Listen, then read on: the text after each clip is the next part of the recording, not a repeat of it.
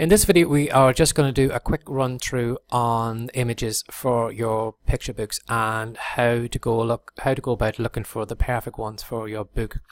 Now in this case I am in a website called pixabay.com. Now I have done just a quick search here for children, and on this website I have a few options I can choose from.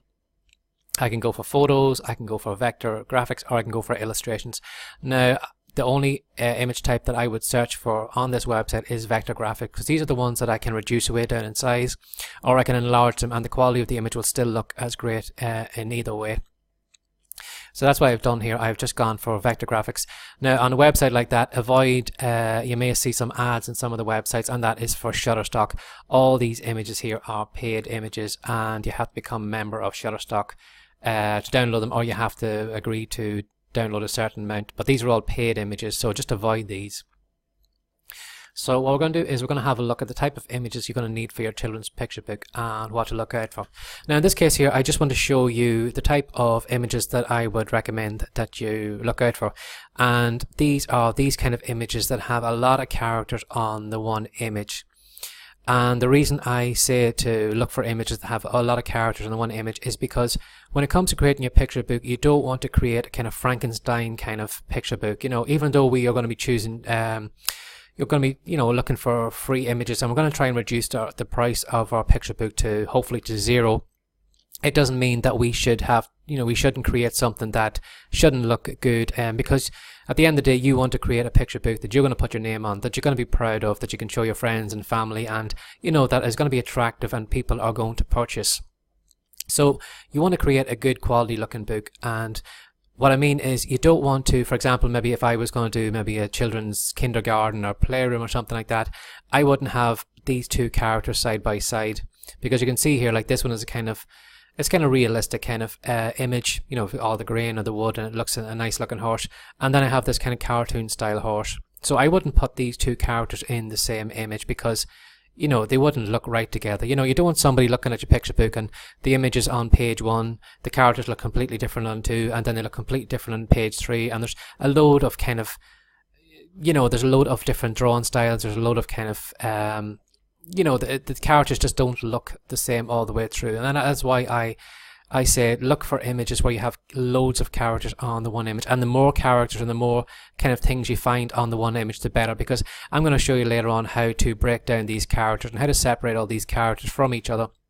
So for example, if I wanted to have just these two characters on page 1, and then I could have maybe these two characters on page 2, or whatever way I can mix and match them all, whatever way I want to do.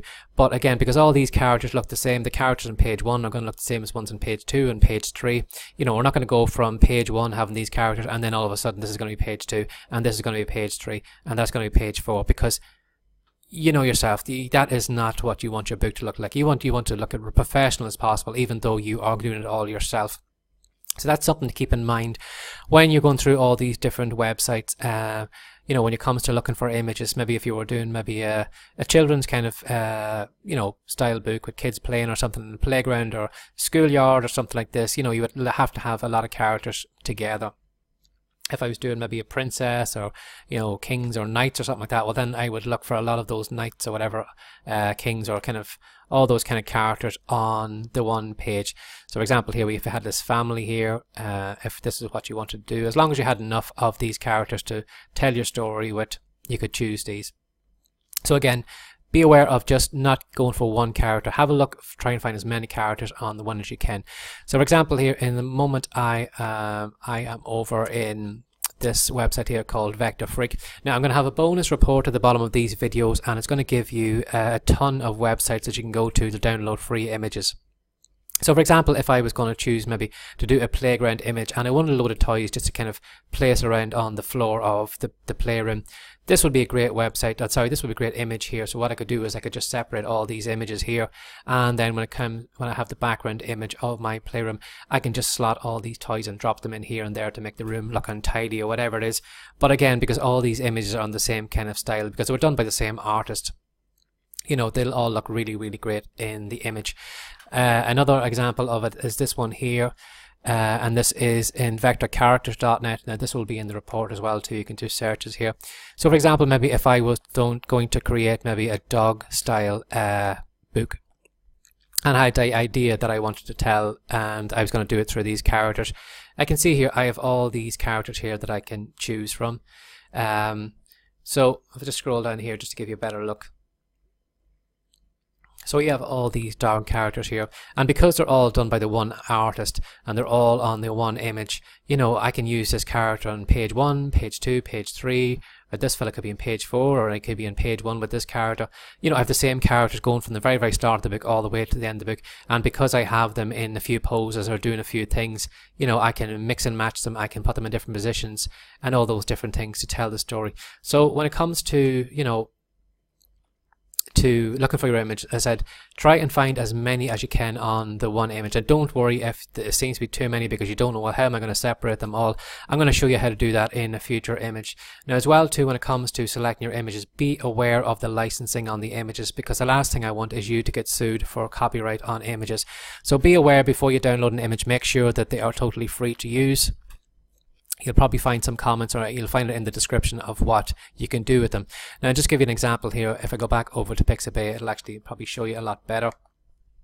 So for example, if I was going to choose Santa on this reindeer, you can see here there's the license in here in this little box, and you might find it in some other websites like this, but be aware of the images that you download and that you have the right to use them, because as I said, the last thing I want is somebody getting sued for using somebody else's images.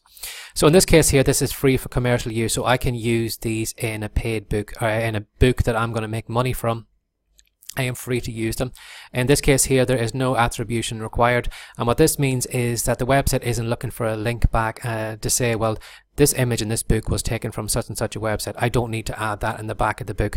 Now there are some websites, if you do download images, it will mention to them, please mention where you got the images from, and you can easily do that at the back of your book. I'm going to show you later on how to put an extra page in, and just how to give credit to the websites and thanking them for letting you use that image. You put a little link at the back of your book just telling you where they got it from.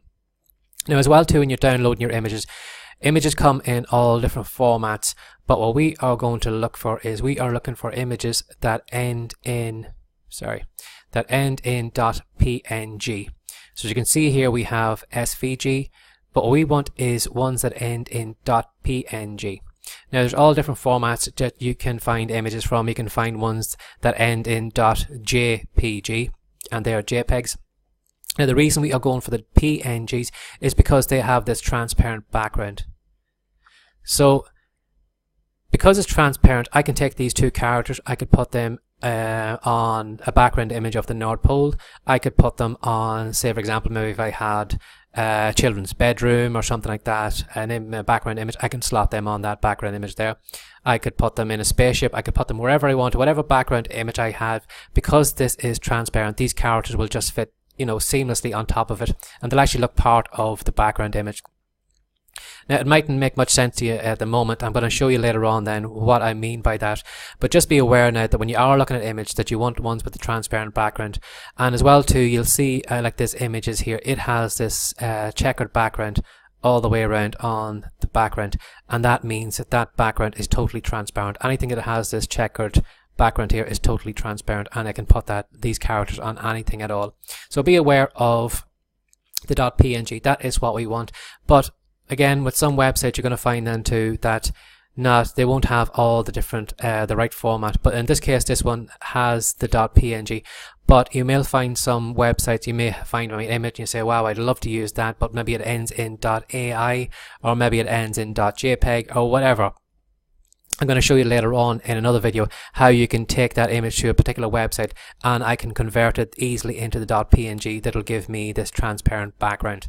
So don't be annoyed or frustrated if you do find an image because it doesn't end in .png. I'm going to show you a website that'll change that into the .png. So then when you do convert it, you'll have this transparent background, and then you can use that character or whatever you want.